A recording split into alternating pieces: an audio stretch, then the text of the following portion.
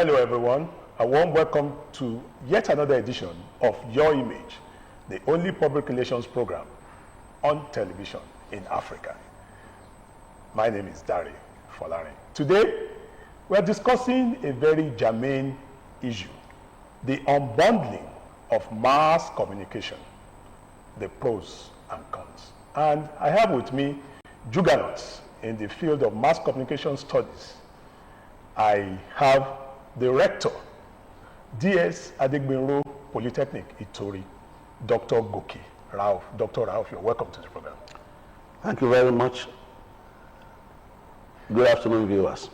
I also have with me another juggernaut, a veteran, a man who served the Nigerian Television Authority for many years and is retired and is now gone into academics. I speak about Dr. Demolu Okuneye. Dr. Demolu. Thank you so much. Nice being here. Okay, let's start with you, Dr. Goke Rauf. You know, we were in the College of Mass Communication in Ogupoli in those days. Yeah. And we used to enjoy these varieties that mass communication gives. What informed this unbundling? What informed it? Well, let me start by saying that, of course, the world itself is actually undergoing changes. Okay. And the changes are such that so many things have to really move with it. There's also the need for us to look at explosion in population. Right. And the new technologies are also there. So when you look at all of this, you really want to ask yourself, what exactly are in it for all manners of professions, the rest of that. Right. And I tell you that mass communication is not the first to be unbundled. The global challenges that we have dictates that new areas must be looked into. Okay. Unfortunately, many people were getting more exposed to the world.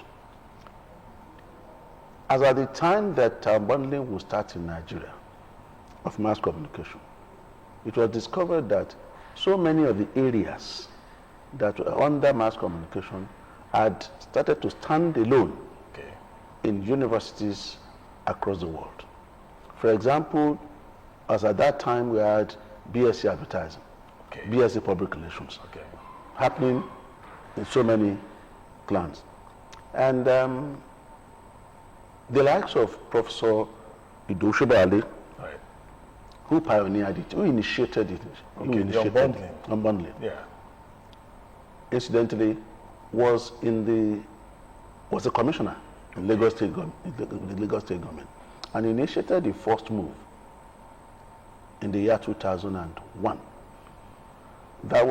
In fact, he wrote the paper. And of course gave it to the University of Lagos State University. And the Lagos State University is on record to have started the unbundling in 2001. Amazing. Introducing 7 programs, 7 courses. But by 2004, the NUC felt this was not a template that we recognized. And so the push and shove also started, and at the end of 2004, they reduced the programs on mass communication studies to 3. So, in fact, LASU started with School of Communication. They didn't start with Department of Mass Communication. They started with School of Communication. So by 2004, they turned it into 3. No, 2007, they turned it into 3. So 7 to 3. Oh, incidentally, hold your thoughts at this stage. Let's engage Dr. Okuneye. Doctor, you know, it feels like we are being shortchanged. You know, those who studied everything together, you know, we could be jack of all trades and master of many. What do you feel? Do you feel that is the education complete when it's been unbundled? Well, I just want to still follow the trend he had started, especially when he mentioned Professor Shogowale. That's one man that had actually made a lot of influence when it comes to mass communication in this country. But then you must also give kudos to two other personalities. Talk about Professor Layosho, the late Layosho, and Professor Umaru Pate, because these were the people that actually pursued this to this present stage. There was no doubt that mass communication actually builds, or has always been building, practitioners totally in terms of skills, in terms of opportunities, in terms of professionalism. And one thing you will also look at is most of the products of mass communication. There's nothing you tell them to even discuss about. They do not have the capacity or the ability to do. It's like you are exposed to almost everything. Or the government. But then when you take a look at this, it's like also shortchanging the practitioners because you realize that the opportunities in the different categories or different courses that are emanated from this actually go deeper than what we're experiencing in mass communication. Because one way or the other, our activities had always been try as much as possible to do the surface, make the students to actually garner enough knowledge. But this time around, where you're having areas of specialization, like broadcasting, advertising, public relations, and those stuff, actually make you to now go deeper and understand what you're actually talking about, a professional to the core. You realize that one way or the other, almost on an everyday basis, changes are occurring in the world. You talk of technology, you even take a look at AI and what is happening. Everything is changing. And then when you are having a restricted area of specialization, it gives you that enablement in terms of knowledge, in terms of ability, and the fact that you can actually touch the world. There's nothing as good as when you are actually having a profession and you fail to touch humanity and make those changes. Don't forget that in the past too, just as you had said, that it's not just the first to talk about areas of specialization. You talk about, even when you take a look at other professions, like the police.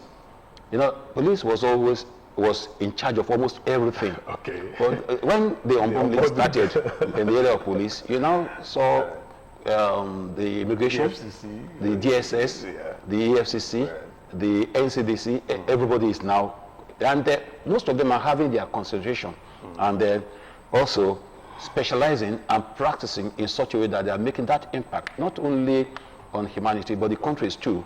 And so this is one of the areas we can actually look at. It is often said that change is the only thing that is permanent in life. Doctor, how are you ensuring that the students get full value, from mass communication? Because we had opportunities. We could go into about 7 professions, Well, there are 2 approaches that the 2 brands of institutions that offered mass communication are using. In the university, you find that people are allowed to take courses, elective courses, in various other arms of communication. And to that extent, if you are specializing in broadcasting, for instance, you still will have the opportunity of taking advertising, public relations at one level or the other, so that you don't get too much exposed to one aspect of the mass communication.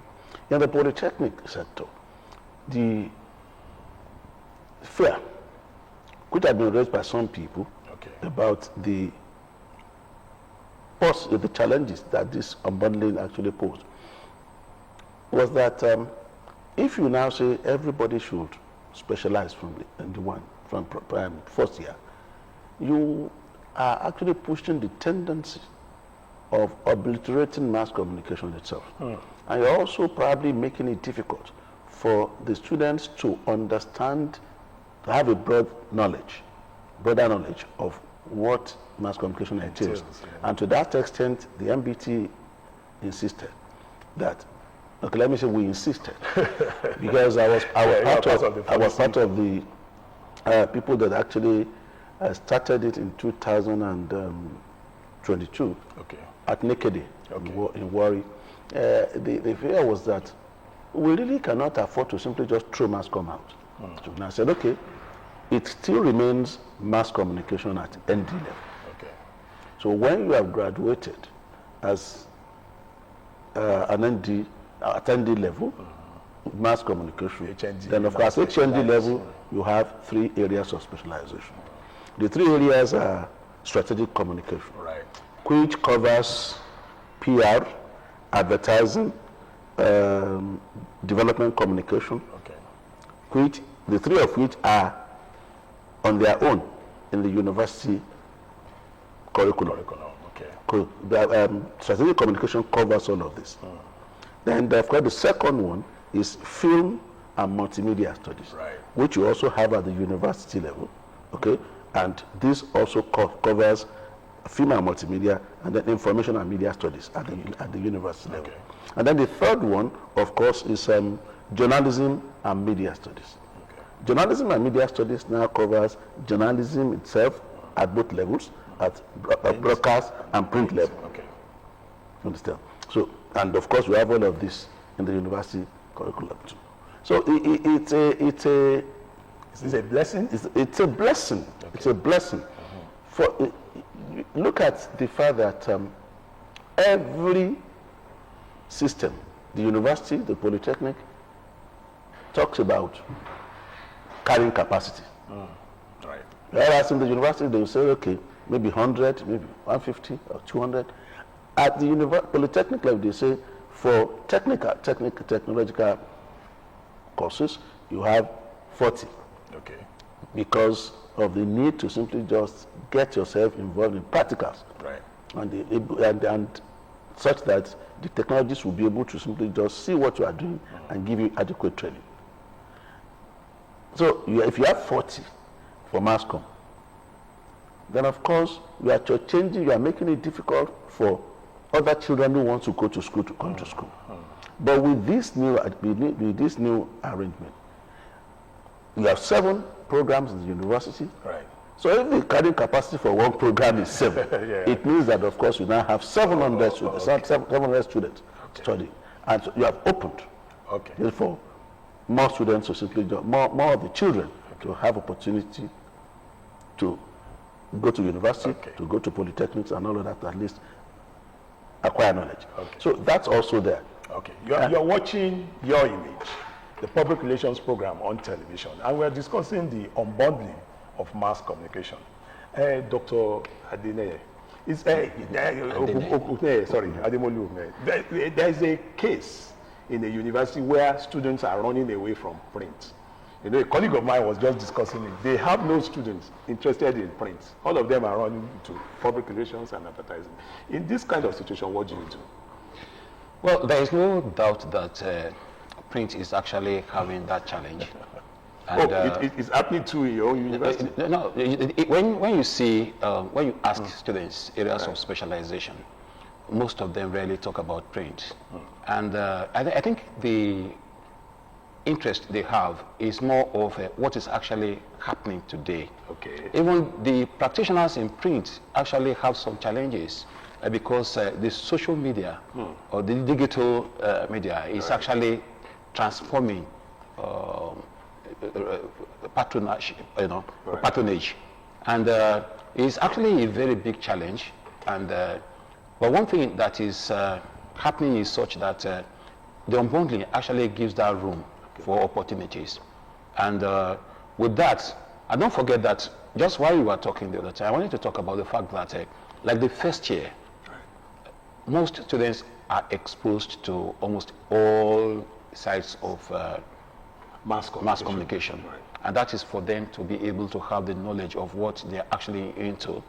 And by second year, you are being prepared to start preparing for areas of specialization.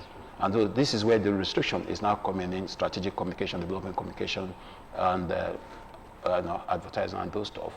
And this is a particular challenge, especially because of the younger ones who feel that they must actually belong. Right. And this is one area that's, but from the foundational level, that knowledge acquired actually makes it for them to actually practice as a print journalist. Mm-hmm. So they always have this impression that with this they can always come in anytime. But what are the opportunities available in other areas?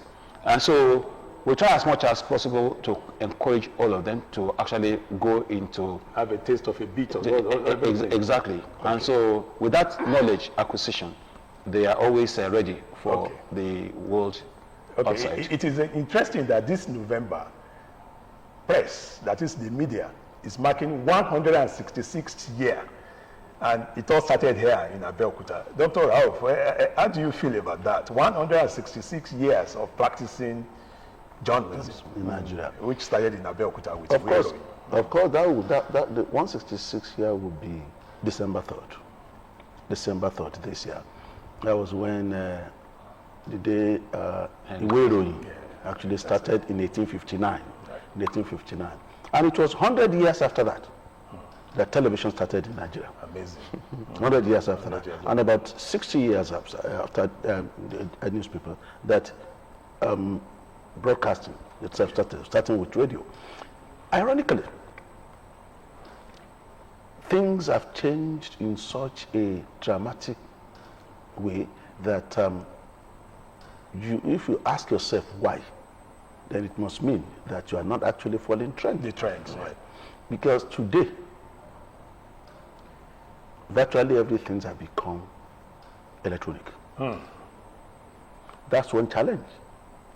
And if you go into practical journalism today, you'll find that the newspapers are not selling. They're barely surviving. What about the online editions? Just wait. We have the online editions. Right. Online editions also have their challenges. They have their challenges. Also, the advertising that actually drives the newspapers and other media are no longer concentrated in the newspapers. So there are serious challenges actually surviving. And that is why today, less than 10% of Nigerian newspapers pay salaries. Regularly. At all. What they do now is work and eat.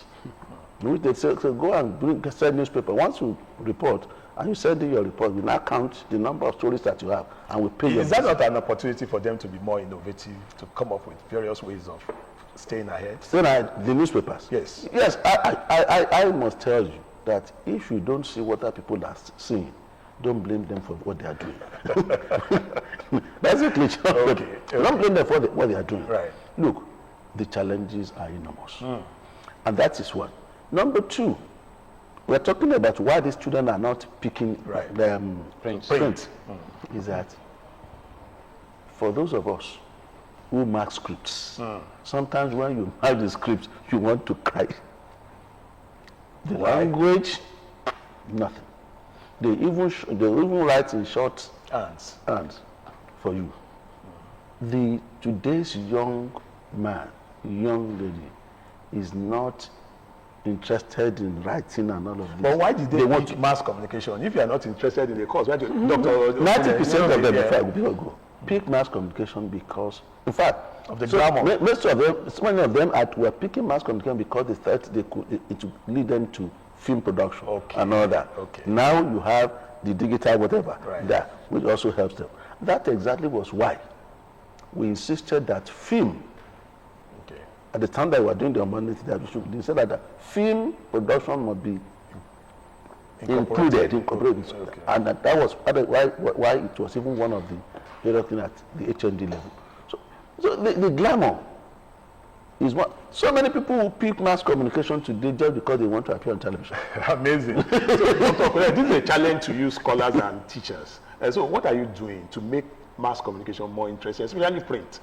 For the your emphasis on print, I just don't know whether you are aware of the challenges that the print sector Yeah, is actually he has experiencing. itemized that. Actually, that is what is happening. You know, an editor had told me once that they rarely sell.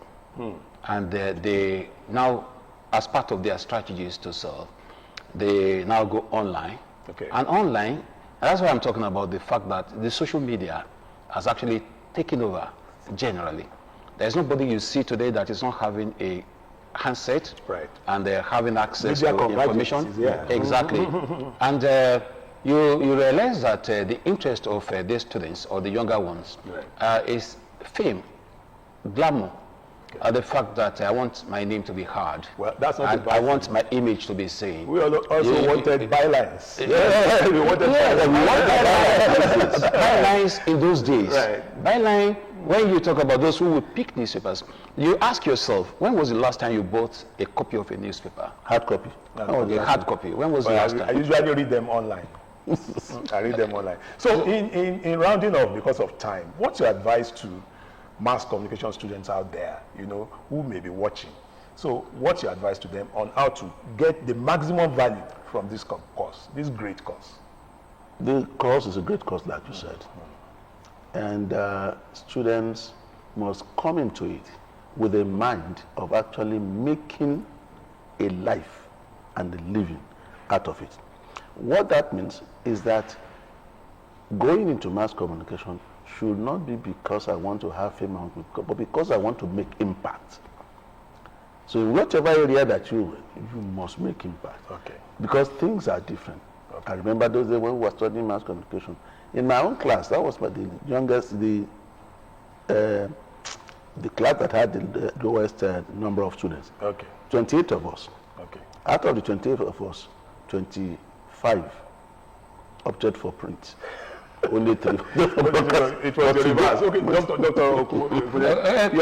your advice. I just feel that one, everybody should see his or her area of specialization as an area to actually make that impact. Right. And because then take a look at those who had been before them, who had also made those great achievements in those fields. Okay. They should actually aim at also being part of that. Okay, there you have it. That's the program for today, Your Image. Our guests, Dr. Rauf, Goke Rauf, and Dr. Demolu Okuneye, have agreed that this unbundling is indeed a privilege, is a blessing. We'd like to thank you for honoring our invitation. Thank you very much. Thank you very much. Thank you very much, Dr. Thank nice being here. So until next week, when we come your way again with a fresh edition, this is Dari Folarin saying bye for now.